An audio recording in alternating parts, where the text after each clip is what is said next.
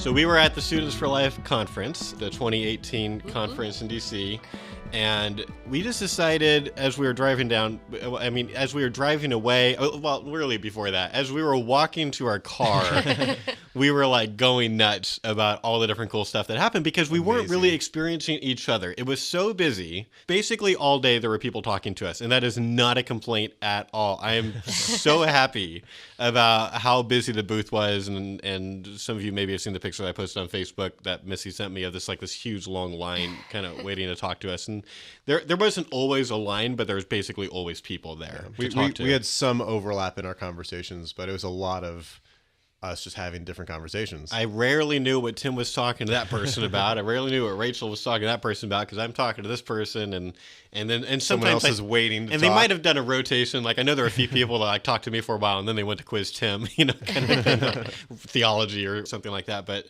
it was a really, really good experience for us. Tim, what you described it as the most fulfilling. It was the most professionally fulfilling day I've ever had. Yeah, I mean I'm 31. I hope there's better ones in the future. You've peaked. It's all downhill from here. It wasn't the kind of mountaintop that I couldn't imagine possibly being overcome by some other greater experience.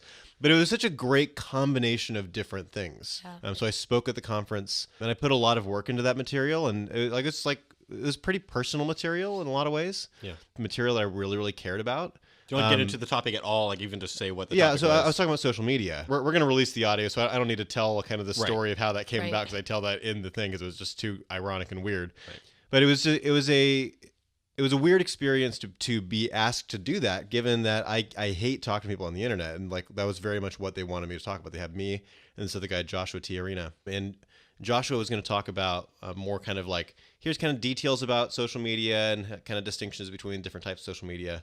And so he went for about 15 minutes, and then it was my turn. And I was supposed to focus on the dialogue side of things, how to dialogue on Facebook. And and much of my direction of my talk was this is really not a productive environment. We should not be aiming for this in general. The majority of my remarks about the topic were on the negative side. It's these are all the problems that come with social media dialogue, and a lot of that's very personal experience kind of stuff. So it went really, really well. It was very well received. There were actually people in the audience, which I wasn't sure if that was going to happen because there were 7 other workshops happening at the same time. And they've never done workshops like that at the conference. Right. You just don't know what to expect. And it was me and this guy, Joshua Tiarina. Neither of us have particularly big names. And Amanda Lord at SFLA was kind of moderating the panel there. So it was the kind of topic that certainly it could have been it was 10 people there. And then the jokes aren't going to land. And it's just going to be difficult. It's so much harder when there's not that many people there. It is awful. I've had speaking events with 2 people. It sucks, let me tell you.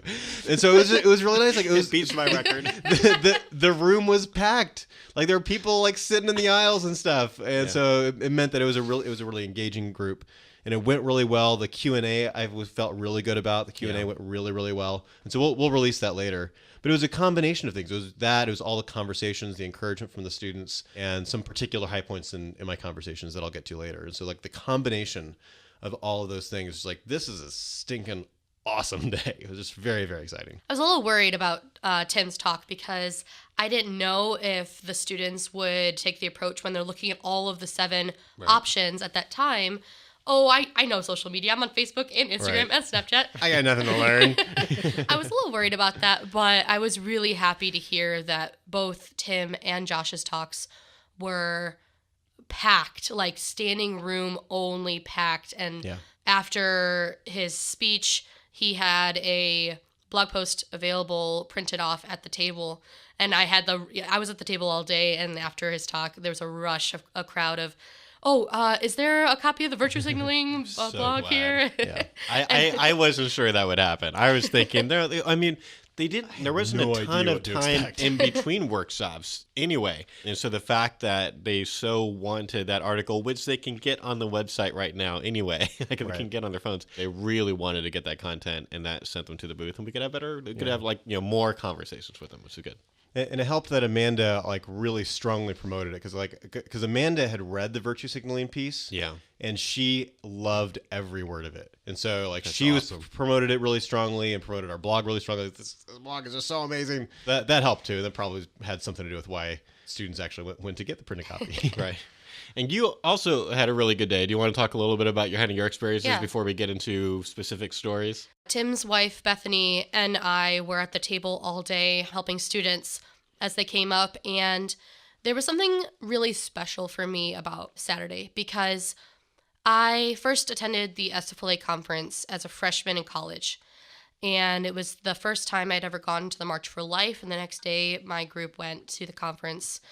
And it really had a fundamental effect on my life and the pro-life movement as the way I saw what it looked like and what resources there were out there. And my first encounter with like pro-life leaders, at least in person.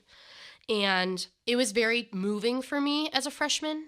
And sometimes as a Students for Life leader, on a college campus, it can be very lonely and very difficult because you're like fighting an uphill battle all the time. It doesn't feel like there's a lot of rest and encouragement and inspiration that happens. Yeah.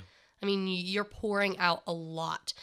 When you're a Students for Life leader, you're pouring out into your group, you're pouring out into your campus, and you go and you fill up at the Students for Life of America conference. Right. And so I'd first gone as a freshman and later in other years, but this was my first time at the Students for Life of America conference as a full-time person in ministry. And there's a certain expectation I had for students coming up wanting to talk to Josh and Tim because they write the blog posts and they give the talks. And last year as a student, I was there helping at the booth, and good thing because it was also really crowded last year.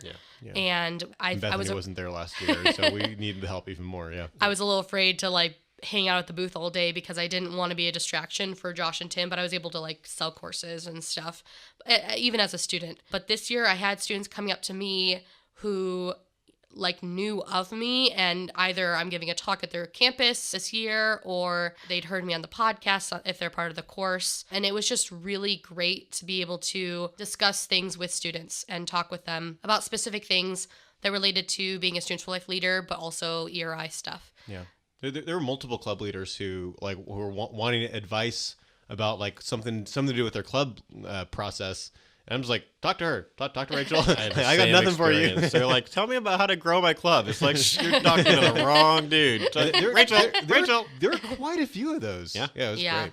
Oh, yeah. And it was just incredible because I was actually really impressed with the students who were coming up to our booth. These are people who were like totally on fire, deep thinkers. We're going to get a little bit into that when we tell specific stories. Overall, I was just incredibly impressed.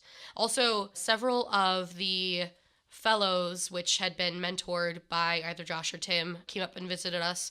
I was really impressed by them. I was part of the Students Life of America Wilberforce Fellowship, and then they have one for high school students as well. And it's kind of just like intensive leadership training with a mentor. Josh and Tim have been mentors through that program before. Tim's current mentee, Carson, came up to the table. We were able to spend a lot of time with him talking through just specifics in his own growth and development. Very impressed by him. Very impressed by a lot of the students. It was great. And it was also really fun because Carson's mom came up because she wanted to meet me as well. Yeah. And so like initially she came up and I wasn't there. I think I was off like practicing, like getting ready for my presentation. But then she found me later. She's just this really, really sweet. Thank you so much for being such a wonderful mentor to Carson. It's like you have these conversations and he's like off like thinking about it for like the rest of the week, and he's like reading everything and it's like really, really invested. And it was very, very sweet because it was very, very meaningful, like, really appreciate your investment in my son kind of a thing. She's definitely engaged because she came up to me after my talk. She's like, hey, my kid is Tim's mentee. And it's like, oh, hi. You know?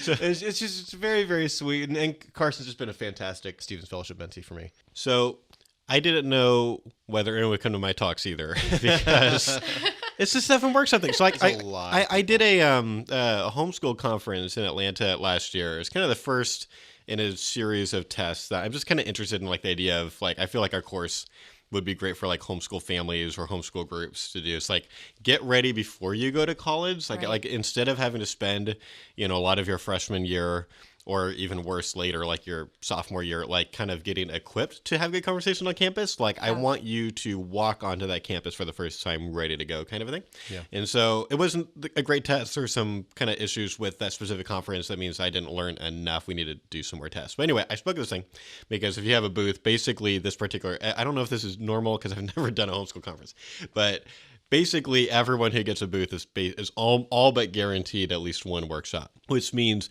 there are workshops going all the time. It's like a 3-day conference and there's a lot of booths. And then they've also brought in like speakers that are, they're mainly speakers. It's not mainly about a booth. And so there were, I hope I'm not exaggerating. I'm questioning myself because the number is so big. I feel like there were 16 workshops going on at the same time. Wow. That's crazy. But it's possible that I've mentally inflated the number since It then. was like 47 workshops. At some point, 10 years from now, there were 300 workshops.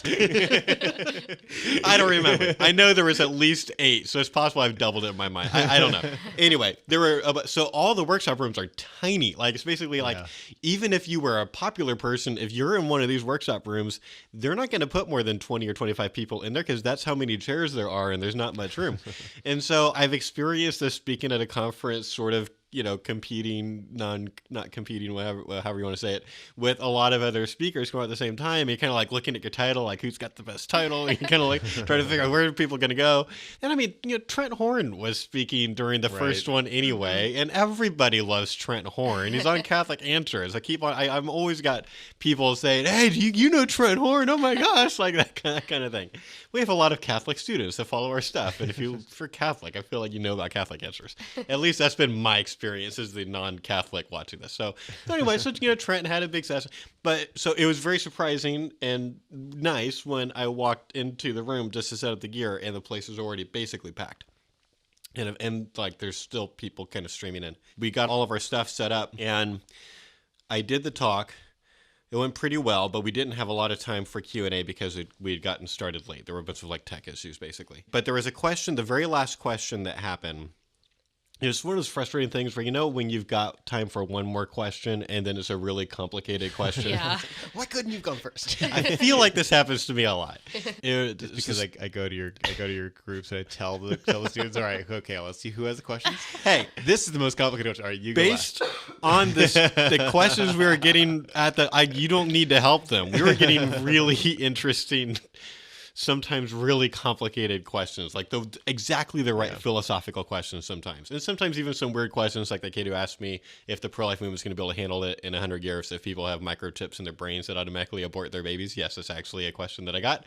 I said, yes, we can handle it. We'll have to adjust our arguments a little bit. But have you ever heard about like the hand on the door, like doctor-physician scenario? You know about this? Hand on the door, no. So there's something that doctors refer to as like hand on the door questions. So they're in the exam room with the patient and they go through all inside door. Yep, and they go through all of the stuff. They ask all the questions. Do you have anything else that you want to talk about today?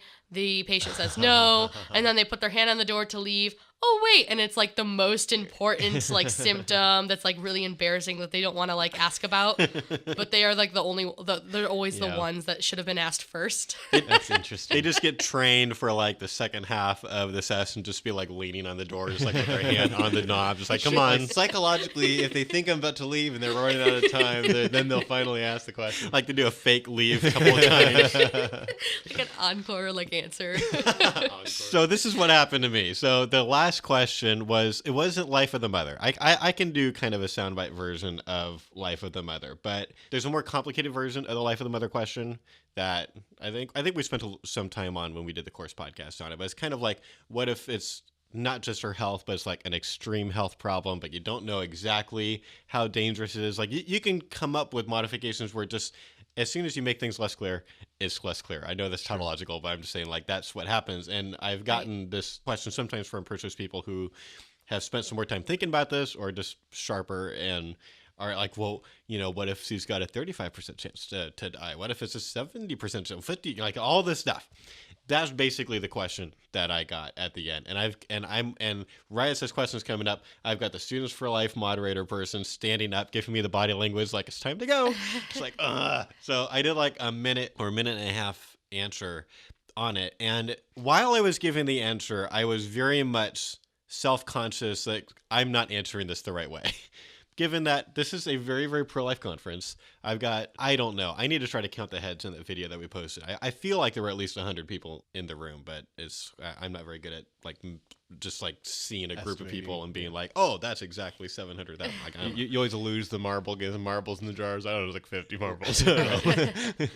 So I was not giving the answer that where I'm emphasizing the points that are going to make pro-life people comfortable with me. Whereas don't worry, a lot of people will say, you never have to have an abortion to save a woman's life. There's multiple pro-life speakers that use this line. And what's behind the line is you take out all the tubal pregnancy stuff and you say those aren't abortions. You kind of define those out. Say abortion, it only counts as an abortion if it's elective.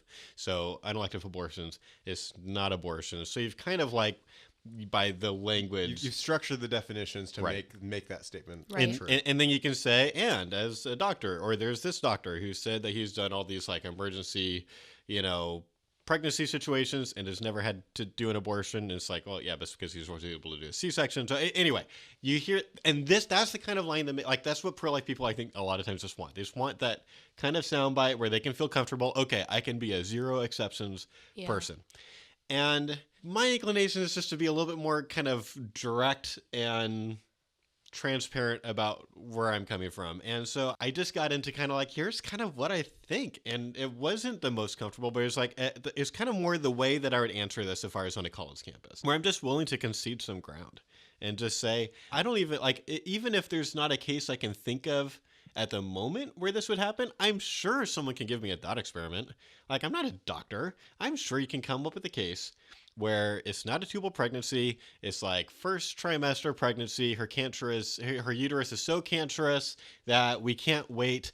You can come up with scenarios where we need to do something, which probably is some kind of an intervention. And so if you're freaking out right now, go listen to Life of the Mother podcast. We get into it. We talk about all this stuff. I'm not going to explain. I'm not going to defend that statement right now. I'm just saying it's a defendable statement. But it's not the kind of thing that if you only say that, it makes pro-life people that comfortable. And so I kind of gave my basic principles and I just said that. And so I'm willing to concede some ground here. Definitely there's a debate about what you define as an abortion. We can have that discussion. If you want to come to my booth, it's fine. And certainly multiple people came to the booth. A lot of people came to the booth I want to talk to you about that answer. I definitely have multiple unhappy pro-lifers. Same. So I was right to be self-conscious as I was talking. And maybe there is a better way to handle it. But I was just doing what I was doing. I was super distracted and trying to just end this thing. And then that was it. That just kind of ended on that note. And then everyone, kind of starts filing out. And well, except me, because I had to give the same talk again. Was that room filled up because Trent Horn had told, because he was only doing his thing once. He had said, "Hey, everyone, go to Josh Brahm's talk next." He didn't cover bodily rights at all. Right. So Trent and his audience came in for the second round, and that was really fun. That's really cool. So it wasn't until the end of the day that someone came up to me and said, "I wanted to thank you for your talks this morning," which a lot of people had said something like that. So I'm just expecting this to be a normal, "Hey, your talk was great," kind of a thing. I'm so excited that there's pro-lifers talking about this stuff, and I'm blah, blah, blah. And so she said, I had invited my pro-choice friend to come to the March for Life in conference several days ago. And she had said something hell no. I'm not exactly sure what it was, but it was a very emphatic no. And she was like, "Oh, I totally get it. It's not your scene." But then the pro-choice person changed her mind and said, wow. I'll come to the conference. I'll check out the conference. I don't know exactly what all the intentions were there. It's just I'm going to, get, if I went to a Planned Parenthood conference, I have a certain intention that, I'm paying attention. I'm taking notes. And I've done that kind of thing before. And so I don't know if that's what it was or if it was more curious or she really likes her pro-life friend. I don't know exactly what it was. Yeah. But she said that question at the end of the first talk where she was asking about health of the mother, that was my pro-choice friend. Wow. And I given the answer that I would give a pro-choice person, basically, a shorter version of it. I would have taken, a lot more time if I was on campus, and I could have. But she says she walked out of there, basically, I've never heard pro-life arguments like this. She was very impressed by that answer. She was, I think, expecting something different. She felt like she got a very honest answer and basically said that she needs to rethink her position. Now, I don't know what's going to happen now. It doesn't mean that she's pro-life right now, at least, but It was really good, and her Yeah. friend was really happy. So that was a really cool thing where it's like, I thought I was screwing up, and maybe I wasn't screwing up. Maybe it was exactly what That's that person incredible. needed. And speaking as the guy that experienced the negative aftermath of you saying what you did, and did not too. the positive aftermath, I still think it was totally the right call. I mean, it's very consistent with what we at ERI want to do. We want to be pretty direct and honest, and engage with the questions that the approaches person asks in a way that's going to be helpful to them and not just kind of evasive. And there's a lot of directions that are a little more comfortable, but are more on the evasive side. If we were all about making pro-life people comfortable, then I wouldn't go around doing a 9 faulty pro-life arguments talk. That's Right. like everyone in the audience is like, oop, I can check that one off. I've done that one. I've done that one. I said that one. Like, And we dealt with the fallout, I guess. We're being a little over dramatic about it. It wasn't that big a deal. But there's some students who like respectfully disagreed with your conclusion, and that's okay. And we still had some good conversations about it. Yeah. It was also interesting because throughout the day, apart from the end of the talk where you had that answer, there's a lot of people asking other questions. This is like what one of the most kind of like noticeable things about this experience was how much people were responding to your talk, and like Oh, yeah. it's understandable given. I mean, the other talks, there was like a high school pro-life apologetics talk. There was Trent's talk, which is definitely more in depth than the high school one, but he didn't get into bodily rights, and he wasn't trying to cover one topic at a really strong level of detail. Right. And the bodily rights subject is just the kind of subject that in order to do it really, really well, you just end up like on the borderline of some weird philosophical territory that for some students, they're not going to cross over into the unforbidden country or the forbidden country or whatever.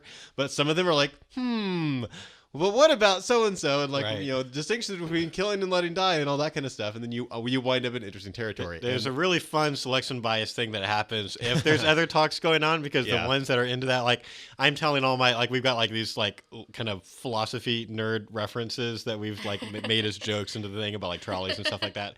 And all of them are totally killing because half the audience is self-selected for people who have thought of trolley problems before and stuff. So it was a perfect audience to do this kind of a talk, because I've made some of these references and then it's crickets. It's like no one knows what the heck I'm talking about. This was a really fun audience to do it for. This group knew what you were talking about. Yeah. And some of the students we talked with throughout the rest of the day was like, I want to ask a question. What about RU 486? We're not going to get into all that on this podcast, but it was really interesting, and we had so many good conversations. One of my best conversations of the entire day was with this student who was pushing really, really hard on the RU 486 thing. It started with like she went to Josh. And then Josh, you ponder off on Rachel, and then Rachel ponder off on me. Is this at the end of the day? It was towards the end of the day. Yeah. So I'll just like, real quick. So I had this thing happen earlier in the day where someone had asked really good questions about this, and I was just kind of like distracted and tired, and I just like immediately was like, I just want you to talk to Tim. And because like there's this line of people, and it's like Tim's going to handle this really well. And then, but I had a chance to kind of listen in on some of what Tim was doing. It's like, okay, so I've tracked with the answer. So then at the end of the day, when this other person asked the exact same question, I'm like, I got this. And so I gave her, basically Tim's answer, and it's not working at all. and so it's like, all right, but at the same time, it was the end of the day. She didn't have anywhere else to go, and she really wanted an answer. And so it's like, so here's what we can do. I've done the best I can do for you. I think I've basically given you roughly the answer you're going to get from everyone on our team right now. But if you want to go talk to Rachel, she might be able to explain basically the same thing in like clearer language. Like she might be able to help you in a way that like, obviously I'm not persuading you right now. She's like, okay, I'll go talk to Rachel. It's like, all right, hey, Rachel. Have at it. Have fun. And that had happened with several students before that, though. Even like I was like behind the table, and this was when we had a really long line, and there were a couple of people, and they were kind of all asking similar questions about that. Had their notebooks out. I love when they have their like notes and they're taking notes as you're talking to them. Like the reporter from like Spider-Man. It was the natural direction to go. Like the kind of yeah. material we're going to cover on bodily rights. If we have like 45 minutes to an hour, we have to veer close to it. Yeah. We also can't address it at the kind of depth that's going to satisfy every possible counter argument. There's no way to accomplish that in that amount of time. Right. And so all the students want to ask questions. They're like they're in very similar territory. They're asking exactly the right questions. Yes, to their credit. Just like if I had another 15 or 20 minutes, like these are the kinds of questions I'd be trying to answer with that time. Basically, they're just extending the talk. Basically, so at the risk of putting you on the spot on our podcast recording, we've played around with the idea a little bit. We haven't actually established. Like, should we just say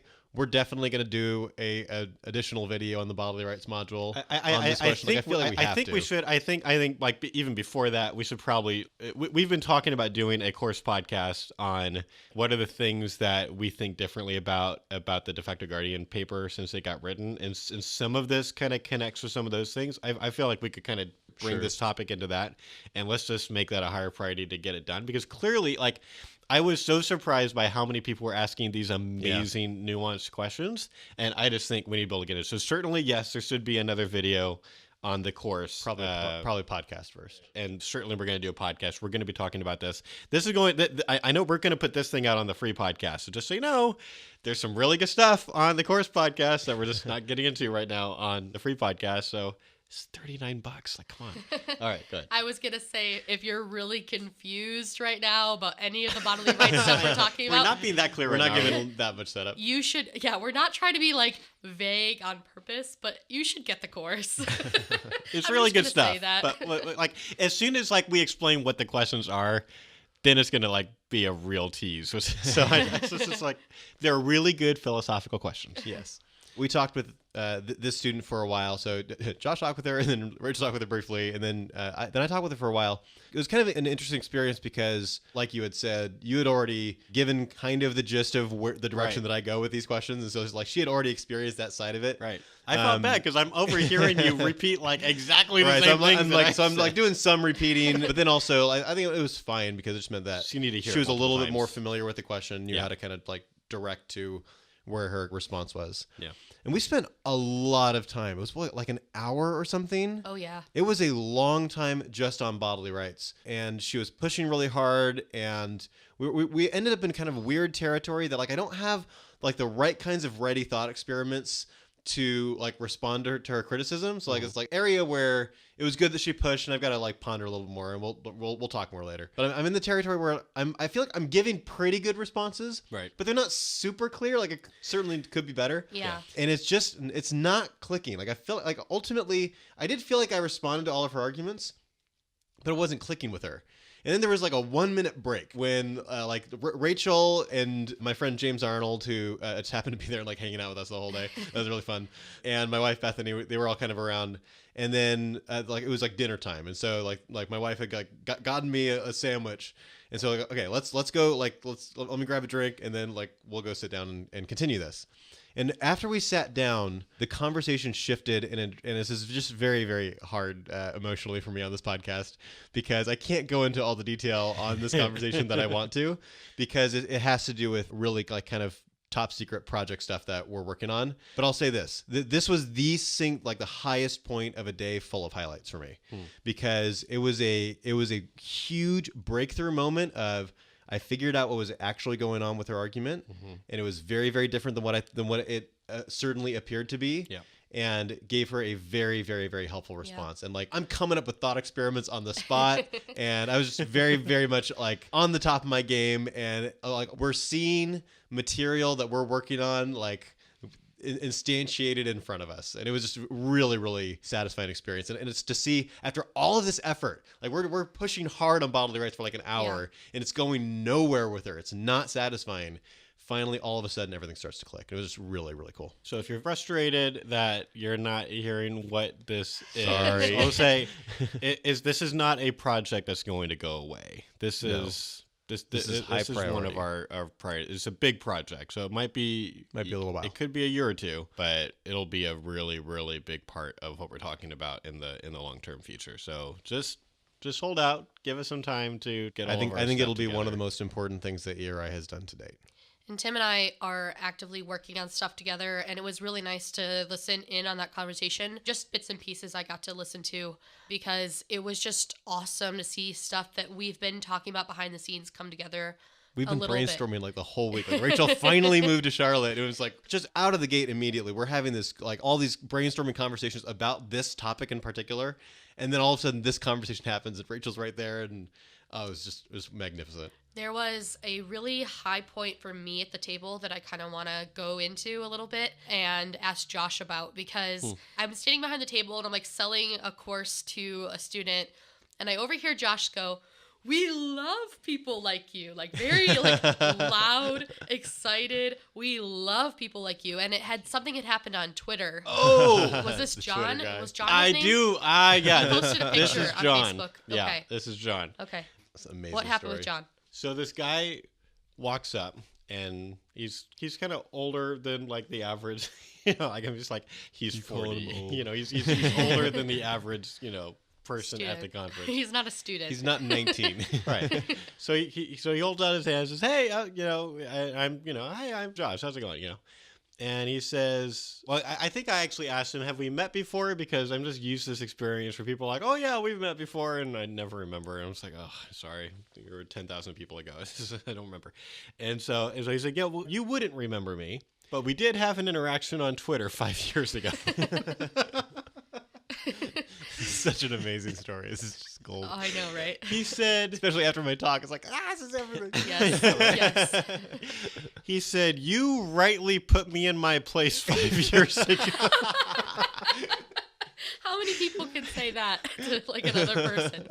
Well, yeah. I mean, I've probably tried to put people in their place before, but I think rarely would they later That's not say the kind of thing you tend to find out success on. Right. But I actually do remember this guy's Twitter account. It was so bad that I do remember it. Once he told me the story, I was like, "Oh, I do remember that guy." I remember, like, I was doing Life Report, I think, and I saw this Twitter profile. But basically what it was his whole Twitter account was about how the labels should be pro-life versus pro-lies. Oh, and no. like it's all caps, like pro-lies. Very clever. Thank you for the alliteration. Well done. I think there's even maybe So I don't. obnoxious. I think maybe there's even like a trademark at the like a signal Oh my symbol at the gosh. end of it.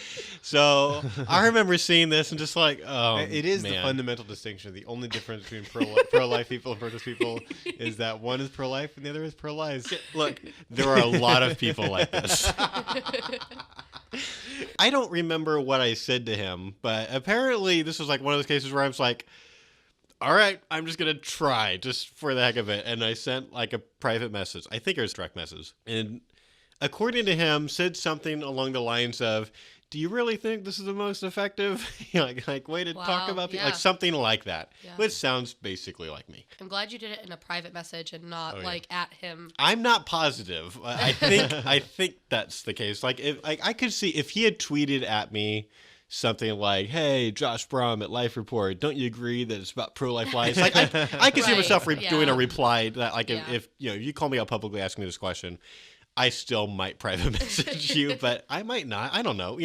What I think right now isn't necessarily what I thought 5 years ago about this stuff either. So anyway, whatever I did, I said something like, "I don't know if this is a wrestling." And he said, I don't know how long it took for him. He didn't tell me, like, I didn't hear like a long version of the story. Like I need to get in touch with him to get a better story. But it was like, basically it changed his mind. Like he shut down the entire Twitter account. He made it like all Wow. private or whatever. So you can't find it now. And he kept on using the word humble. It's like, "You rightly humbled me. I'm so glad that you humbled me. That's exactly what I needed." Yeah. And he didn't just have this experience and then leave. He's still involved, except he's involved now in this awesome way. So there's this really cool pro-life activist in San Francisco that I'm friends with named Teresa. She's a pro-life atheist. Okay. I'm pretty sure she's a Democrat too. And so she's like really involved with secular pro-life. So I've Yeah. gotten to know her through, Kelsey and Monica and the other people at Secular Pro-Life. Basically any walk for life, West Coast, Teresa's there. She's got Yeah. like the big Secular Pro-Life sign and everything. She's really fun. If I could just say this. Yeah, go ahead. My favorite moment of Teresa, we went to Italian food or something. Yeah. And A lot of like the secular pro-life people were getting Yeah. together.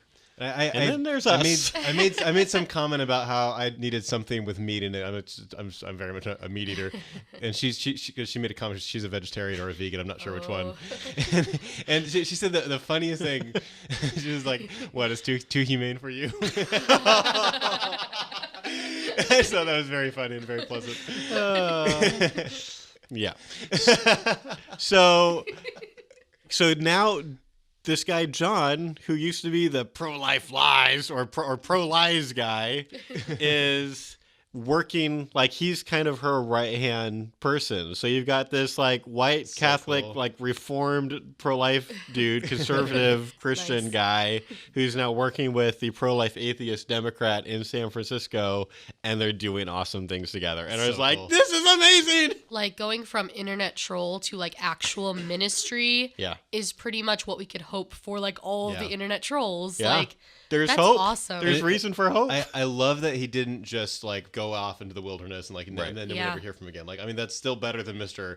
constantly tweeting, it's not pro-choice, it's pro-lies. Like, I mean, that's terrible. I mean, but like the fact that like actually like reformed, not in like the Calvinist way. Like he became a good pro-life activist, a useful member of society in the movement. Is just really, really cool. And said something like a lot of, I mean, just like this is one of the hard things about things like 40 Days for Life or Cyber Counseling is sometimes you save lives and you don't know it. Not as often with Cyber Counseling, but I've been on a lot of days doing something like 40 Days for Life, and you just like wonder like, are we really making a difference here? Yeah. But then every once in a while, you'll have the person, walk up with the baby stroller. Here's my baby that I was going to have an abortion a year or two ago, but you guys were here. Like, what? Like, you, every once in a while, get those things. And I would just, like, anyone, if anybody, even outside of pro-life, if there's someone out there who's, thought leader or like a blogger or a writer or a speaker or whatever, like someone affects you, even if they're not, even if it's just like someone working at this like the local Right to Life thing that never speaks in front of an audience bigger than 50 people. Like if they've had an effect on you, tell those people. Yeah. Because like really I know there's a risk of like you don't want to give people a big head. Yeah, everyone needs to work, but it's like, but that's not your responsibility. Right. You're, like that's their responsibility. And I'll just tell you, as someone with like a fairly big platform at this point, at least comparatively speaking, in this niche movement, like someone where like, there's a lot of people now, like at least at this conference who know my name. They can't always pronounce it, but they know the name. I don't get those messages that often. It's not like I'm being flooded every day with emails from students saying that we've made this great effect on them. Like it happens, but it's not all the time. And if it's as rare as it is for me, I think there are a lot of people who are working really hard in the pro-life movement that are hearing almost nothing from people that they've been helped. So just try to figure out who are those people that have had an effect on you and write them a letter or call them today. Like that would be just a really encouraging thing. So that was a very cool thing. That was cool. And you and I both actually got an email from one of the students that we talked with at SFLA conference. Another one of my conversations that was just very meaningful and really a joy. I was a student named Taylor. And it started off, she was talking with you about theology of like Calvinism or something or other. Yeah, I mean, she was asking me a lot of questions about like the way, like what about like my theology. I don't even remember what all the questions were or all the things that I said. I explained a lot of what my theological process has been and kind of where I'm at now, where I might end up, things like that. We talked a lot about dealing with suffering. We both got fairly personal with each other as far as just things that we've been dealing with. I won't get into it. I didn't know that he went on to have conversations with everybody else on like the same topics though. We talked about some of the same stuff, but we ventured all over the place. And we had just a really long, meaningful, really special conversation that covered a lot of ground. And she was nice enough to email us both and thank us for that. That was just another cool experience. That's awesome. That one's posted on the page. I asked her permission, but it's just like you don't usually get people that are like taking the time to like clearly write out. Yeah. Here's a way that ERI affected me. I was like, hey, this is the kind of thing like our donors need to hear. Can I post this? And she's like, yeah, you guys should get all the credit you can possibly get. Like that kind of thing. That was pretty sweet. There was a fun conversation I had toward the end of the day with a student who had just, I think he'd come from the social media thing because he started by asking me questions about social media. He might have actually thought I was you. I think it's possible because that's so weird. I know. But there was a student who absolutely mixed us up. Really? Like, it was that guy Philip. Like I saw him walking by. Oh, I'm sorry, total cut off your story. Yeah, that's right. But he was walking by. I was like, hey, I know you. I couldn't remember his name, but I had talked with him at a Nebraska Leadership Summit, and like he had the weirdest look on his face when he saw me. Come to find out later, he had come up to the table and talked to you, and you didn't recognize him because he thought that you were me. Wait a minute, so I had met him before? No, you hadn't met him before. Oh. I had met him before. He came up was like he thought that he recognized me. But he thought that he was talking to me, and so he was like sad that you didn't recognize him. But as soon as I saw him, I was like, hey, I know you. It's really it weird doesn't to me mean that people I mix us up that would much. have recognized him. Like, I'm Sure. so bad But I with did, faces. and I talked with him. I'm And glad you it was did. fun. Anyway, it's weird people mix us up. Yeah. So anyway, whatever. So I'm talking to this guy, and he's asking me questions like, like it kind of started off like, if I get into like the abortion issue, if I post a thing and there's like a whole bunch of commenters underneath and they're being like abusive, can I delete their comments? And I'm like, yeah, totally, yeah. Just go. Just like I kind of explain like there's a practical, pragmatic kind of wisdom question here of like, is that going to be the best move? Or are you just going to get people like accusing you of censorship? Maybe better would be to warn them and then block them and then just say, hey, I've blocked you and leave the abusive comment. Like you can decide what you want to do there. Yeah. But so we're talking a lot about like social media stuff, and eventually he's asking questions like, can you actually change people's minds, and I'm like, yeah, you can totally change. He's like, how do you do that? It's like, well, you get face to face, you get off of Facebook, dude, and have face to face conversations. I probably didn't say dude. He's Asian. I don't think I would say dude to an Asian. That just seems like super racially insensitive. Like because like if it's like a California guy and he's already like, bro, like that's just different. Like you just you kind of model a little bit where people are coming from. There are 30 tracks going on at one time, and in 2 years, you bowed to them. No. It was like the Tom Segura thing, on Steven Seagal, how he's like, he acts differently with every race and he bows to all Asians. It's like super not okay. I don't do that. Anyway, so I don't think I said dude to him. Like, I don't think I'm being racist here. I'm just trying to be sensitive. Like, I'm just wait for the acting comments, Josh. normal. Oh my gosh. So anyway. I feel like I'm playing the Guess Who in 2018 video right now. It's like, dude. I'm going to post a link to that video under this thing just so people know what I'm talking about. Person of color. Right. It's that whole thing. Yes, I have someone that you and your close-mindedness would think is female or something. I don't know their pronouns. I don't know them. Such a good I'm idea. so derailed. Okay, so I'm talking to this guy. I used to get face to face, and it's like, well, how do you do that? Like, can you actually like? And then at some point he asked me. He's gone from asking me like if you can ever change people to asking me if I change 100% of people's minds when I talk to people. And I was like, no. And then it's like, oh, so like 99%? It's like, no, dude. Like, I didn't say dude. I'm trying to express like what my attitude was. It's like, absolutely not. I said, people are complicated, emotional, messy creatures. It's not even close. It's a true articulation of the kinds of things you were saying, Yes. but not the exact words. Come Right. on, man. Of course they don't change 100% of mine. Right. So I said, every outreach, I think we've got minds changed at every outreach, but it's certainly not 100% of the people that I talk to. People are too complicated. If people were completely logical robots, then it would come down to who's got the best arguments, and then arguably we would win every time. But that is so not what's going on with people. It's way more complicated. And so we're just talking about this thing. So because they're emotional creatures, a lot of our stuff isn't even arguments. Like the stuff that like I would be doing 100% of the time before I talk to robots. Like we've told this story a bunch of times now, but like it's like at some point we need to do like an analysis of the example dialogues that were recorded for the Course podcast, because Tim started saying this thing that I thought was great, and now I've been saying and not always even remember. So like Tim said this thing. It's like there's this interesting thing that happened where something like 5% of our time, the pro-life person playing those example dialogues is doing arguments, and like 95% of the time is spent doing all the Rapport other building, things. asking questions, common ground. Yeah. Affirming their feelings, and all these different things that we do with the same goal. We're trying to get clarity, but we're also trying to make the person feel emotionally safe, have their defenses drop and feel receptive and not defensive, and all these different things. And so I was just describing like, there's a lot of stuff we do that's not even arguments because of how complicated people are.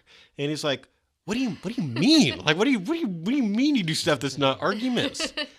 And I just had this is like just one of the best ideas I had the entire day of something to say to someone. I was so proud of myself. I said, do you realize that I've made 4 or 5 body language decisions on purpose in the last 5 minutes?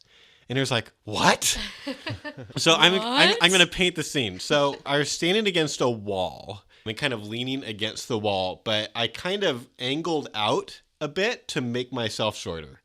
Because he's not the tallest person I've ever talked to, okay? Like, whatever. It is what it is. I've got a good foot on this guy, and he's super nice. But I had made myself shorter by just my feet are further out from the wall than they had to be. And I'm kind of leaning. I'm super comfortable. It felt great. But that's how I was. And I'm not. And so I said, well, I'm not facing you. I'm angled away from you. He's like, that makes a difference? Yeah, there's FBI investigators that have talked about this. Yeah, I've got a whole article about this. I've got my hands behind my back. I'm doing purposeful things to show that I'm relaxed. And I've made myself shorter. What? It's yeah, because I want to be at your eye line because I'm and then I stood up. I was I'm taller than you, man. And it's like a mama bear getting on her hind legs. Whoa. The Iron Giant stands up. Yeah. I'm taller than you, and I don't know if that would affect you or not, but there are a lot of people that there's tall guys can sometimes kind of rhetorically lord their height over shorter people, and it's uncomfortable. And so I have made myself at your eye line on purpose so that you feel as comfortable as I can possibly make you feel, just so we can have a good conversation. His head exploded. It was this amazing moment. It's I just dropped the mic. He was dumbfounded. It's yeah. I said, yes, these are all these different things I'm doing. He's like, how did you figure all that out? Have you researched this stuff? And I was yeah. And it's so you should go get our course. We've got a whole bunch of stuff in their course about just how to do this stuff. It was a really cool conversation. So he left going from, so we just argue with people online and deal with people who are being abusive to no, we should be in face-to-face having conversations. I basically did a bunch of stuff that you talked about in your social media talk. It's just get face-to-face. It's way better. People are more emotionally comfortable and they're more likely to change their minds. Yeah. So a lot of the people that we met at the conference ended up getting the course for either themselves or their group. But we also, for the first time, ran into a lot of course members because the course has only been out for a little over a year. Yeah, a year and a half. And so this was our, last year at the conference, we didn't really run into a lot of course members. Maybe if they'd been following ERI for a while. Right. There were a few, but there weren't a lot. We had just kind of come out with it. There were many more students who had taken the course, but we ran into a lot of people who had only watched the videos, or if they had listened to the podcasts, maybe a couple podcasts, not all of them for sure. So a lot of our time was spent come on, there's so many more hours you're missing out on in the podcast for 35 hours of great training material on the podcast. Yeah, I'd recently done the math. It's we've got now 39. I mean, it's a little bit more now, but whenever I made this video or whenever I made the tutorial video on how to get the podcast onto your phone because I was just kind of surprised by how many people were kind of stumped by that. So I was okay, I don't want technology to be getting in the way here. And so so at that point I was I'm going to figure out exactly what the math is here. And I do have I keep a spreadsheet that's got every episode both on the public and the course podcast and how long those are, just so I can track the number of things we've put out and how long they are. Every once in a while that's a useful number to have. And so it's at the time it was there's 4 hours of course videos and 35 hours of course podcasts. So if you buy an individual membership for $39, then $4 of that is basically the videos and $35 worth is the podcast. And so if you're not listening to the podcast, then you've only gotten $4 worth. Good content. There's $1 per hour here. Crazy good content. And I mean, the podcast you're listening to right now is more of a reflection, kind of just discussion about our experience. The podcasts on the course, they're very content heavy. This is philosophical ideas and processing how to take the course videos and apply them to conversations. Common counter arguments that get deeper that are just, that we need more time to get into. We recently did episodes on how to take the equal rights argument to the next level. We've talked about how to get more advanced on responding to rapes. It's some of the things that just go beyond our normal speaking materials. So if you just heard some of our public speeches, it's there's a lot of really good content there. But we have a lot more thoughts. We've just in our normal day, we're talking about these things a lot. We're thinking about these things a lot, and we've gone a lot deeper. And a lot of them are also answering people's questions. We've got a bunch of listener mail episodes that are just the course people asking really good questions. Yeah. Kind of like some of the questions that we were getting at the conference, and us responding to those because we just want to be as helpful as we can to the people who've bought the course. And of course, it can be in the private Facebook group too, and even benefit from the other people that are in the Facebook group. Sometimes, other people are answering questions before we even jump on there. And anytime John Ferrer gets on there, it's like okay, well, I can't do much better than what you did, man. Like, he kind of beat me to the punch. He's so smart. It was nice being able to talk with students and just kind of like point them in that direction, like kind of like gentle, like, hey, glad you love the course. So nice to meet you. Have you listened to the podcast? Yeah. There's so much more there for you. Yeah. It was a nice way to try to.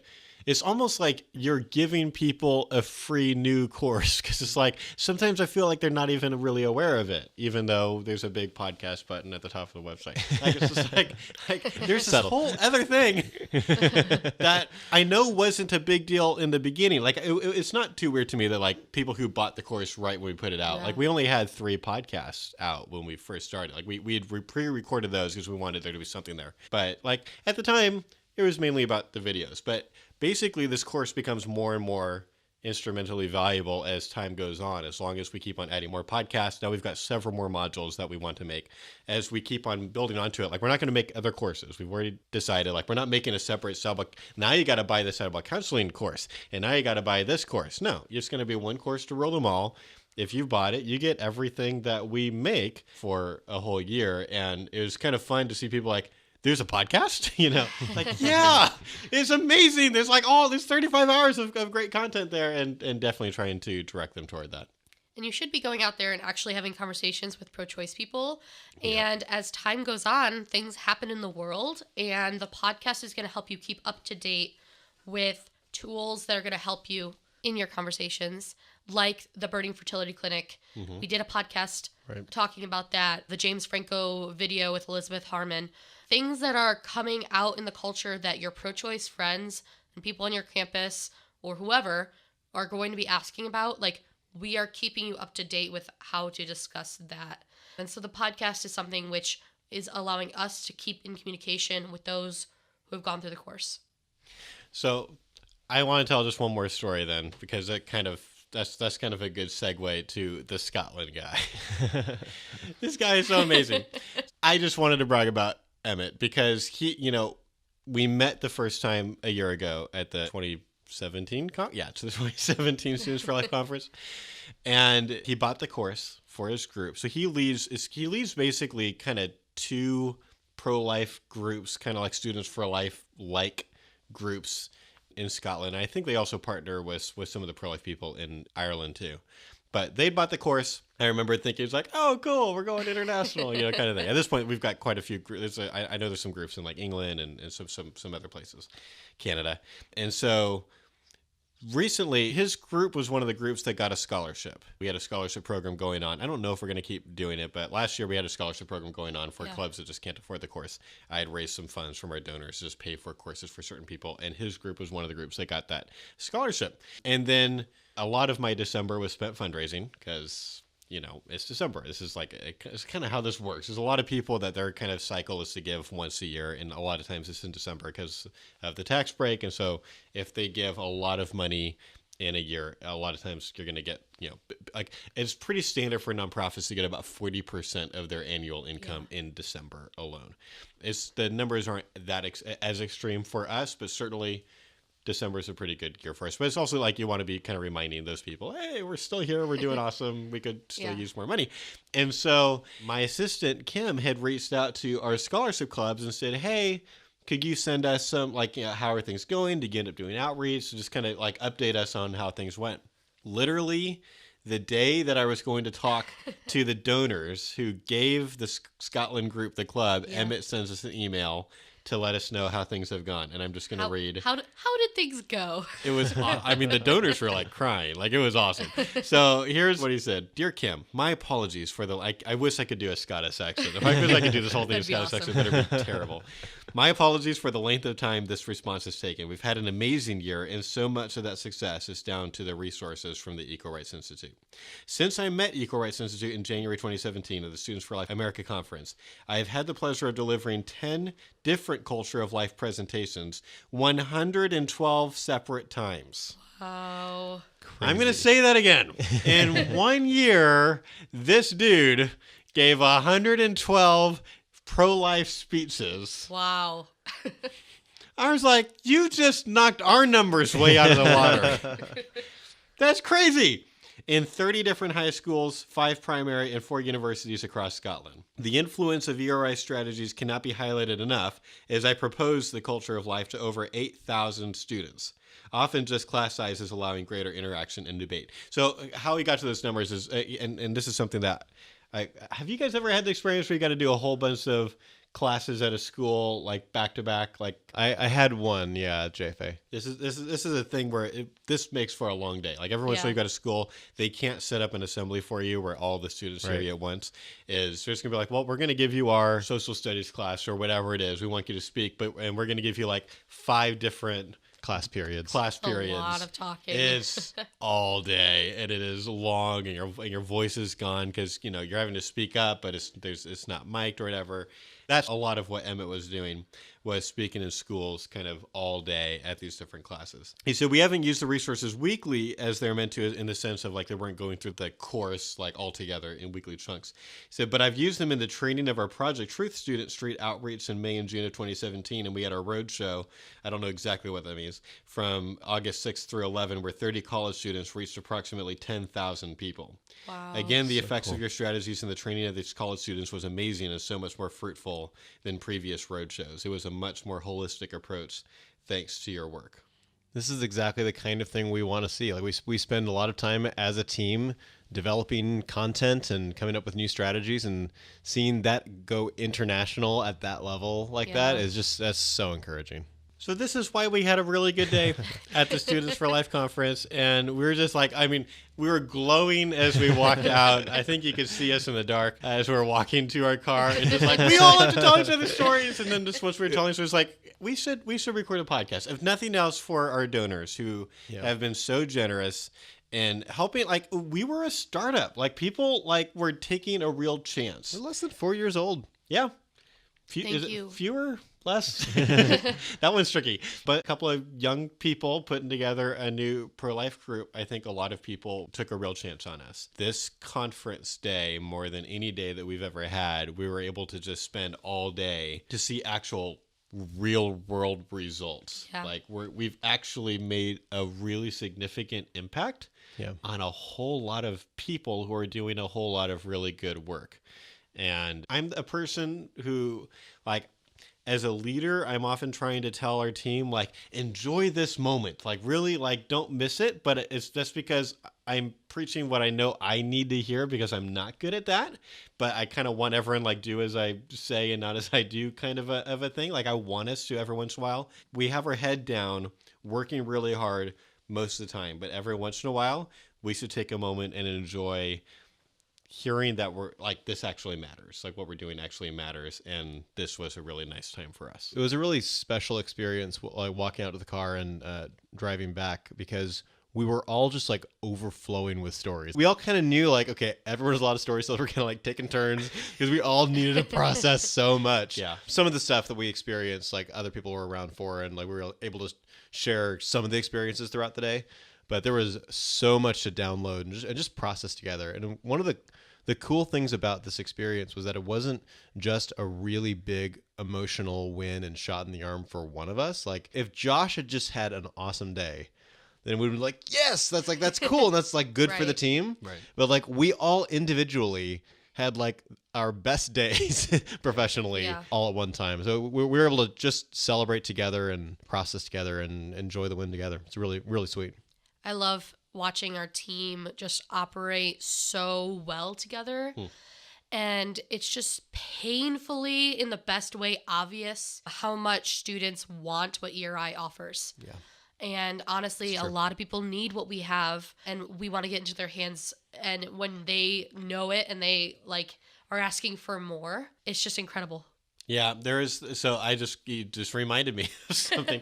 I won't make this a long story because we really need to wrap this up. But in one of I think it was the second bodily rights talk I did, during Q&A, I got into relational apologetics just a little bit, barely, like 30 seconds. Just, this is something I care a lot about. This is something that we do. We spend some time talking about it, and we've got resources on the blog and and certainly we've got a couple of course podcast episodes telling stories and kind of talking like practically how do we do that is something that I care a lot about.